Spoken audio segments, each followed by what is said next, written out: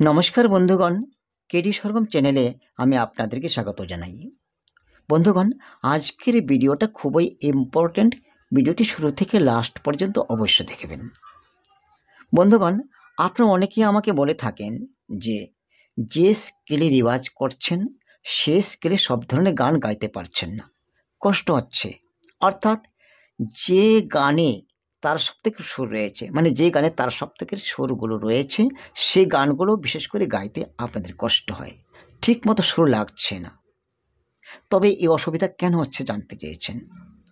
তবে বন্ধুগণ, আজ আমি বিস্তারিতভাবে আপনাদেরকে বোঝাবো যে তার সবথেকে আপনারা রিওয়াজ করতে পারছেন, গানগুলো কেন গাইতে পারছেন না, বিস্তারিতভাবে আপনাদেরকে বোঝাবো। আর কোন স্কেলে রিওয়াজ করলে কোন স্কেলে ঠিকমতো গান গাইতে পারবেন, সব ধরনের গান গাইতে পারবেন, তাও আমি বুঝিয়ে বলবো। আর আমাদের চ্যানেলটিকে যদি সাবস্ক্রাইব না করে থাকেন তবে সাবস্ক্রাইব করে নেবেন।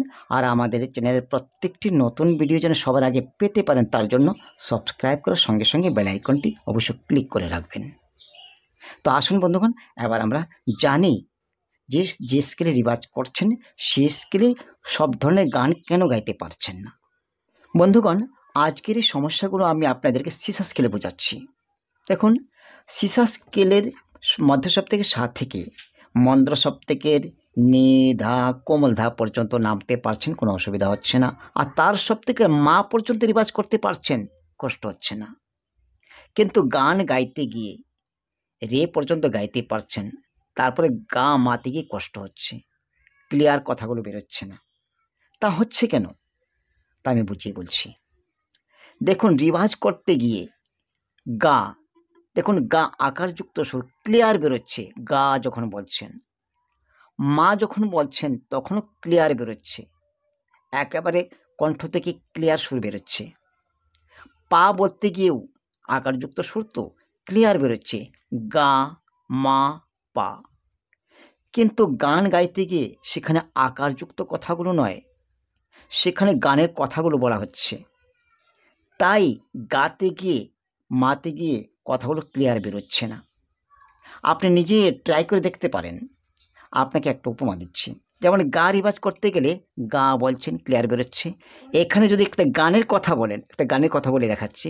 একটা গান আছে, হরি নামে কি আনন্দ ডুবলে জানা যায়, তার অন্তরা কোমল গা থেকে শুরু হচ্ছে তার সবথেকে। দেখুন কথাগুলো কি, না মে ডু বে ছি লো। দেখুন, না আছে ক্লিয়ার বেরোচ্ছে, আকারযুক্ত সুরটা ক্লিয়ার বেরোচ্ছে। তারপরে মে ডু বে ছি লো, এই কথাগুলো কিছুতেই ক্লিয়ার বেরোবে না চড়াতে গিয়ে। আপনার সুর আয়ত্তর মধ্যে যদি থাকে তবে ক্লিয়ার বেরোবে। আর রিওয়াজ করতে গিয়ে করতে পারছেন গাতে আকারযুক্ত সুরে, কিন্তু কথা বলতে গিয়ে আপনার সেখানে একটু অসুবিধা হবে। যদি আপনি মায়ের পরে পা পর্যন্ত যেতে পারছেন রিওয়াজ করে, তখন আবার কিন্তু গাতে কথাগুলো বলতে পারবেন, একটু আয়ত্তে থাকে সুরগুলো কয়েকটা। এই কারণে কষ্ট হচ্ছে। যেখানে আপনি রিওয়াজ করে যাচ্ছেন আকারযুক্ত সুরে, সেখানে গানের কথাগুলো বলতে একটু কষ্ট হবেই হবে। তাই আপনি যেখানে রিওয়াজ করছেন সেখানে ঠিকমতো সব ধরনের গান গাইতে পারছেন না। যে গানে তার সপ্তকের সা রে পর্যন্ত সুর যাচ্ছে, সেই গানগুলো গাইতে পারছেন, অসুবিধা হচ্ছে না। গা মা পর্যন্ত গেলেই কষ্ট হবে। তবে এবার যে কোন স্কেলে রিওয়াজ করলে কোন স্কেলে ঠিকমতো গান গাইতে পারবেন সেটা আমি বলছি। মেনে চলুন। আপনি মধ্য সপ্তকের সা থেকে মন্দ্র সপ্তকের কোমল ধা পর্যন্ত নামতে পারছেন, তার সপ্তকের মা পর্যন্ত যেতে পারছেন, কিন্তু গান গাইতে গিয়ে আপনার গা মা পর্যন্ত যেতে পারবেন না। তাই অল্প সুরে যে গানগুলো আছে সেই গানগুলো গেয়ে নিতে পারবেন। যেমন বাউল গান আছে অনেক চড়াতে ওঠে, সেই গানগুলো করতে হবে কি আপনাকে একটু নিচে স্কেলে গাইতে হবে। যেমন বি ফ্ল্যাট আছে, বি আছে, এ স্কেলে গাইতে হবে, তবে ঠিক মতো গাইতে পারবেন। মেনে চলুন, আপনি যেখানে রিওয়াজ করছেন সিসারফে আকারযুক্ত রিওয়াজ করছেন, আর সেখানে কথাগুলো বলতে গেলে আপনার অসুবিধা হবেই। তাই কথাগুলো ক্লিয়ার বলতে গিয়ে একটু নিচে বলতে হবে, তাই আপনাকে স্কেল নামাতে হবে। যদি আপনি সিসা স্কেলে রিওয়াজ করছেন তবে বিতে কিংবা বি ফ্ল্যাটে ঠিক মতো গাইতে পারবেন। আর যদি বি ফ্ল্যাটে রিওয়াজ করেন তবে নিচের জি সার্ফে গাইতে পারবেন, মানে একটু নিচে গাইতে হবে।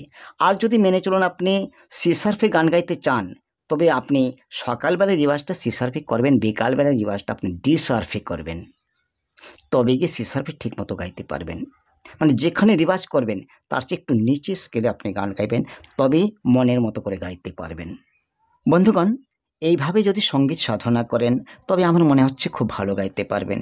আরেকটি কথা, ভোরবেলা ওমকারের রিভাজটি অবশ্য করবেন, আর রিভাজের আগে অনুলোম বিলোম প্রাণায়ামটি অবশ্য করে নেবেন, খুব উপকার পাবেন। তবে বন্ধুগণ, আশা করি ভিডিওটি অবশ্য আপনাদের ভালো লেগেছে। যদি ভালো লেগে থাকে তবে লাইক, কমেন্ট, শেয়ার অবশ্য করবেন। আজকের ভিডিও আমি এখানে শেষ করছি। আবার কোনো ভিডিওর সঙ্গে দেখা হবে। নমস্কার।